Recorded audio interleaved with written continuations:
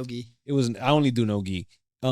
It was some kind of triangle, but he had his super flexible kid. He had his foot in front somehow. Oh yeah, And that then the he had my, Gogo Plata. yes. Mhm. So now, Coach I was like, it's a triangle, right? What do you do? I'm like, oh fuck, I Oh, just it go was a forward. triangle. I mean, no, he's like, think of it like a triangle, because that's basically what it is. He's like, just move forward. I literally thought about sideways, going back, and I was like, fuck, I'm stuck. I'm like, he can't finish, but I don't know what to do. But I guess just, with, even though it's just With this time. with time, I Yeah. just literally like lightly passed out, and then I'm like, oh shit. It's like, let me tap and ask him what to do instead of fucking hang around.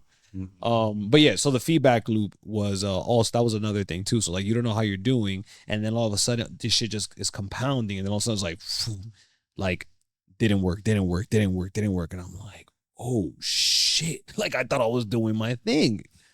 And yeah. Yeah, we touch the stove. Yep. Sometimes you learn, and sometimes it's in. I know people hate when you say it's always better to learn from third person perspective, but sometimes lessons don't set in as well until you learn in first person. Yeah, You know what I mean? for sure. Steep, man, crazy. What about you guys? Any breakthroughs Breakthrough. or anything? Yeah, I mean, I'm working on stuff. So as you guys know, like obviously started off flipping houses, then moved on to like refinancing, renting, sold that, got into commercial real estate, had some success, some big fuck ups. More than happy to talk about the fuck ups. I want everybody to learn so third person so they don't feel the burn that I'm feeling. But then I got my real estate license, as you know, almost 2 years ago. Yeah, just about almost 2 years now.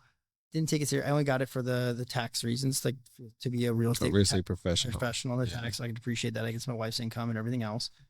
I started doing it a little bit, met up with a commercial broker, and I love the commercial space, but I was in a residential shop, and there's just nobody there that was able to.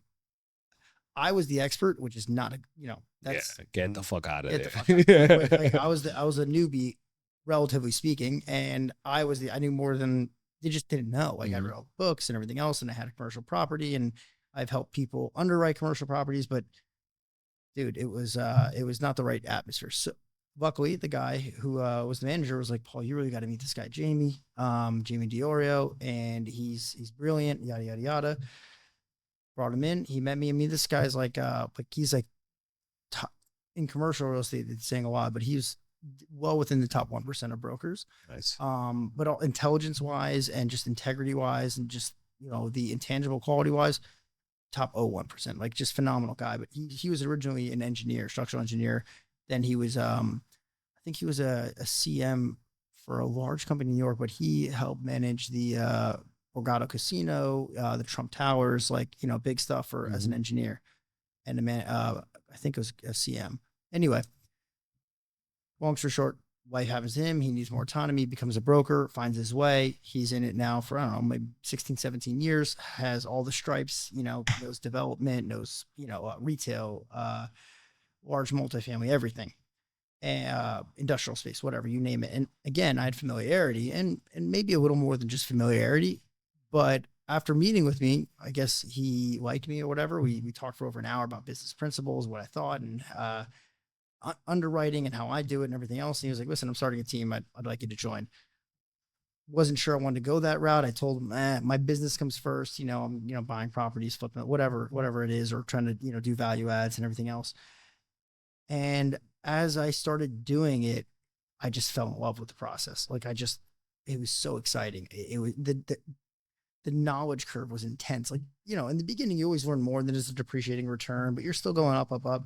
So it was like this, and I met him and started working with him, and it just skyrocketed. And like, the knowledge base of how to find the knowledge base skyrocketed. And I had a person finally, like Ryan was to you, like a third person's perspective on things, like a real coach, a real mentor, and everything else. And I just fell in love with the process. So now I was like, you know what? Screw it. I'm not going to invest for like the next few years. I want to focus on my income and get really good at this. I want to be the best at this. And I've been pretty fortunate. I've only been doing that with him, like, seriously, maybe 10 months, but 3 or 4 of those months I was in school for brokerage full time.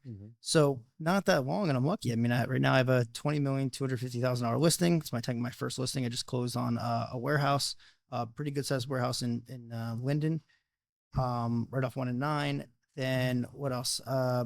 This week alone, it was nice feedback. I showed, and I'm actually putting in. Actually, I can't say the offer probably, but Wait, so how many? So you closed one. Yep. You have one active. Yep. And there's a lot of that stuff kind of happens off market. I'm noticing. Oh, okay. Finding buyers, finding sellers, and everything else, and connecting them, collecting fee or whatever. Again, newer at this, and almost half the time I was doing the brokerage stuff. Yeah. But I mean, for how long I've been doing it, as I understand, it's been going really well. Like I was going to say, is this week alone? It's only Thursday. I showed a $12.5 million property to a very competent buyer. I showed an $8.5 million property to a very competent buyer. And I showed my listing to multiple people, which is a $20,250,000 listing, which is over. Wait. So this is cool. So the